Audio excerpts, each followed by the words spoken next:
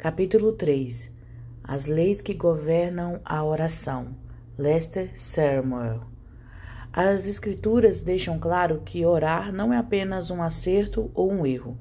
Se uma pessoa vai orar para ser ouvida e ser respondida, ela deve seguir certas diretrizes.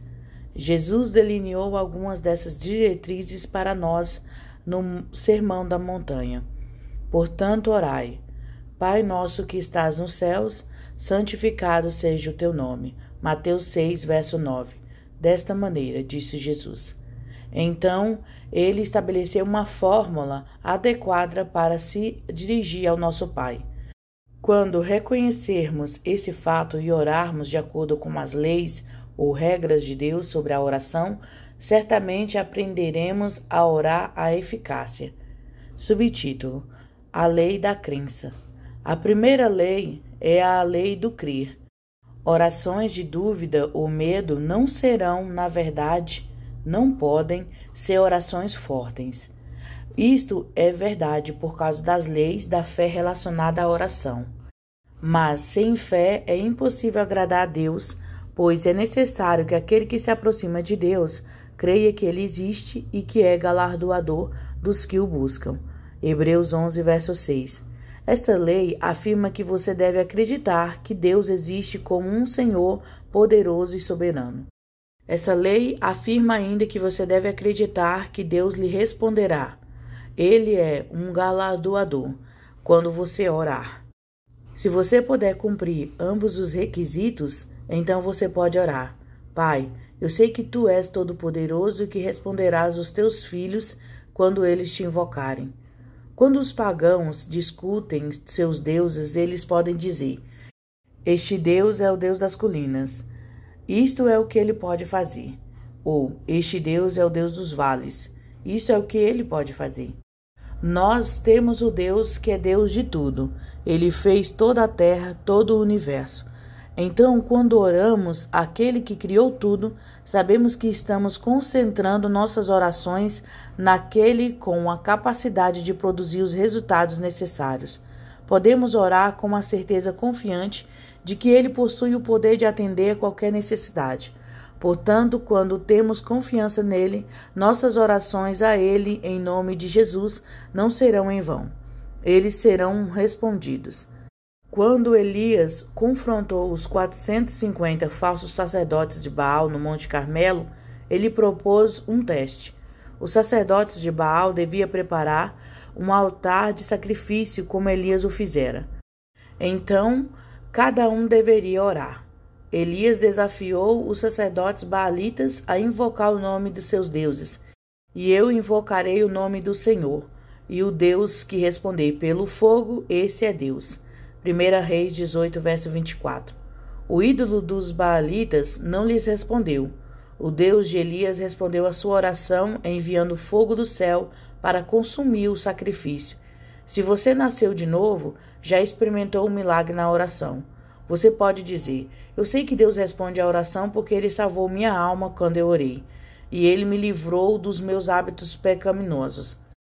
Conhecer o poder milagroso de Deus em sua vida permite que você ore com a intensidade confiante que tornará suas orações eficazes.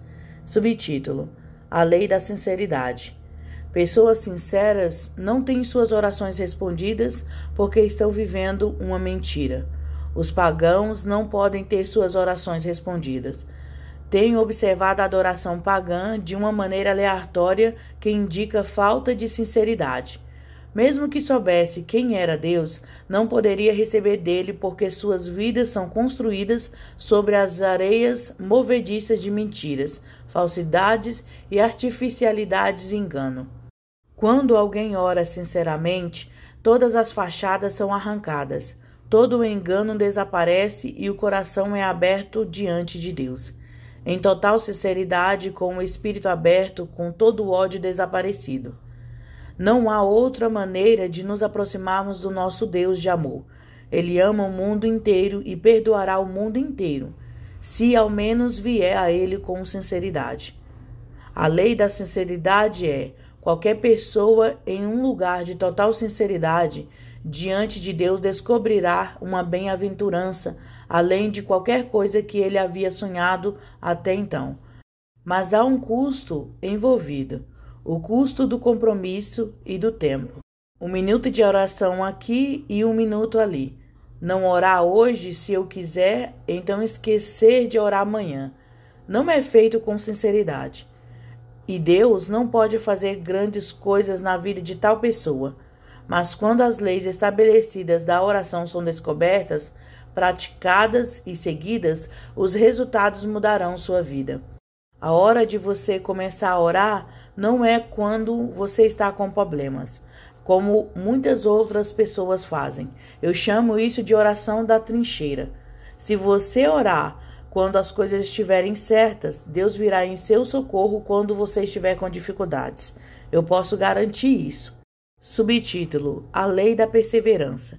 Daniel orou por 3 semanas para receber o entendimento de uma visão antes que a resposta viesse. 3 semanas. Ele teria recebido a resposta se tivesse parado no 15º dia? Ou mesmo no 20º dia? Claro que não, mas Daniel se apegou a ele. Ele orou até que a resposta viesse. Ele perseverou. Quando Elias orou por chuva no Monte Carmelo, ele orou 7 vezes. E cada vez que ele enviava seu servo para ver se havia sinais de chuva, quando o servo voltou pela primeira vez, ele disse: não há nada. A 7ª vez, Elias disse: vá novamente. 1 Reis 18, verso 43. E se ele tivesse parado 4 vezes, ou 5 vezes, ou até 6 vezes, não teria chovido e a terra teria continuado seca. Alguns dizem: mas Elias era diferente. Elias foi um profeta. Não posso esperar as mesmas coisas que Elias. O que a Bíblia diz sobre isso? Elias era um homem de natureza semelhante à nossa e orou fervorosamente para que não chovesse. E não choveu na terra por 3 anos e 6 meses. E ele orou novamente e o céu deu chuva. Tiago 5, verso 17 e 18. Veja, Elias era um homem de carne e osso como você e eu. Mas Elias conhecia a lei da perseverança e ele aguentou até que a vitória veio. Vitória total e abençoada. Atrevo-me a dizer que Elias pode ter se cansado de orar essas 5, 6 ou 7 vezes. Ele provavelmente nem sentia vontade de orar. A maioria das pessoas ora apenas quando tem vontade. Mas esse não é o momento de orar. Você não ora por sentimentos, mas de acordo com as necessidades. Você ora quando sabe em seu espírito que é hora de orar, mesmo que em seu corpo você não sinta vontade de orar. É quando você persiste em oração e suas necessidades são atendidas.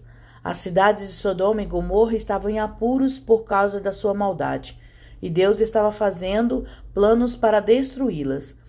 Abraão intercedeu pelas cidades e incidentalmente por seu sobrinho Ló. Suponho que houvesse 50 justos dentro da cidade. O Senhor também destruiria o lugar? Gênesis 18, verso 24. E disse o Senhor: se eu encontrar em Sodoma 50 justos na cidade, pouparei todo o lugar por causa deles. Gênesis 18, verso 26. Então Abraão perguntou: suponha que houvesse 5 a menos do que os 50. Gênesis 18, verso 28. Disse Deus: se eu encontrar ali 45, não o destruirei. Gênesis 18, verso 28. Abraão intercedeu junto a Deus até que ele concordou em não destruir a cidade se houvesse apenas 10 justos a serem encontrados lá. Abraão foi persistente na oração. Você já se perguntou por que Abraão parou o número 10? Abraão sabia que havia 10 membros da família de Ló e achava que esses 10 eram justos. Abraão não havia permitido o fato de que os filhos de Ló haviam se casado com os sodomitas e se tornado pecadores e zombadores de Deus. E embora Abraão tenha visto pela fumaça subindo sobre Sodoma na manhã seguinte que Deus havia destruído a cidade, ele percebeu que isso só poderia ter acontecido porque Deus não havia encontrado 10 justos na cidade. Abraão persistiu em oração e Deus respondeu. Subtítulo: A Lei da Humildade. Sem dúvida, há momentos e lugares em que o orgulho está em ordem, mas não quando se ora. A oração não será eficaz a menos que alguém se aproxime do Todo-Poderoso com humildade. Muitas pessoas oram porque têm uma necessidade, porque encontraram algum problema ou deficiência em si mesmas, em sua família, ou em sua comunidade, ou em seu mundo. Quando essa percepção vem, essa pessoa deve alcançar fora de si mesma uma força superior, uma energia maior. Então, ele se aproxima de Deus e diz: Pai, preciso da sua ajuda. Uma pessoa autossuficiente terá dificuldade em orar, porque disse a si mesmo e aos outros: eu posso cuidar de mim mesma, eu não preciso de ninguém, eu não preciso de Deus. Certamente, essa pessoa não receberá nada de Deus. Não há outro tipo de orgulho que impede as respostas às orações. Essa é a pessoa hipócrita. Você já ouviu alguém orar: Senhor, eu vivo para o Senhor há 40 anos. Eu ensinei na escola dominical. Eu fui um diácono e eu dei muito dinheiro para a igreja. E à base do seu registro de serviço, ele espera receber bênçãos de Deus. Deus não pode ouvir as orações de pessoas cheias de orgulho. As orações que são respondidas vêm daqueles que se humilham diante de Deus. Deus diz: se o meu povo que se chama pelo meu nome se humilhar e orar. 2 Crônicas 7, verso 14. Aqueles que oram com humildade receberão de Deus. Jesus disse: bem-aventurados os pobres de espírito, porque deles é o reino dos céus. Mateus 5, verso 3. Aquele que vem a Deus com louvor receberá de Deus. Aquele que admite suas necessidades de Deus e de sua ajuda receberão dele. Os verdadeiros humildes são aqueles que se voltam para Deus nos bons e nos maus momentos. Eles são as pessoas que tocam o coração amoroso de Deus, e são eles que receberão dele. Subtítulo: A lei da oração estrutura. A maneira como estruturamos nossas orações é importante. E não me refiro necessariamente à gramática e à síntese, nem mesmo à linguagem que usamos quando oramos. Deus ouve e entende todos eles. Mas se quisermos fazer orações eficazes, é importante formular nossas orações adequadamente. Deixe-me explicar. Nossas orações devem exaltar ou glorificar a Deus. Nossas orações devem começar com Deus. Jesus disse: portanto, orai, Pai nosso que estás nos céus, santificado pelo teu nome. Mateus 6, verso 9. Tal oração começa a falar da relação de alguém com o Todo-Poderoso. Pai nosso fala da morada de Deus, no céu. Além disso, o conhecimento e a aceitação da santidade de Deus são articulados. Em outras palavras, ao abrir nossos corações como Jesus ensinou, nossos pensamentos são imediatamente lembrados da natureza divina, daquele a quem estamos dirigindo nossas petições. Isso é importante. Nossas orações devem conduzir o participante à presença íntima e pessoal do Todo-Poderoso. Jesus declarou: quando orardes, entra no teu quarto. Mateus 6, verso 6. Se ele quis dizer nossos quartos ou apenas um lugar especial, não vem ao caso. O ponto é que tanto o tempo quanto o lugar de oração devem permitir que alguém fique longe das coisas mundanas e seculares, por tempo suficiente para tornar possível que ele esteja com Deus, e assim comungue com ele sem interrupção. Para orar com eficácia, é necessário que ele se feche com o mundo, as distrações, tudo e todos, para que possa se tornar íntimo do Pai. Uma sala com uma porta fechada poderia ser esse lugar.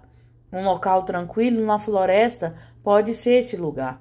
Onde quer que você possa estar a sós com Deus, por um tempo é um bom lugar.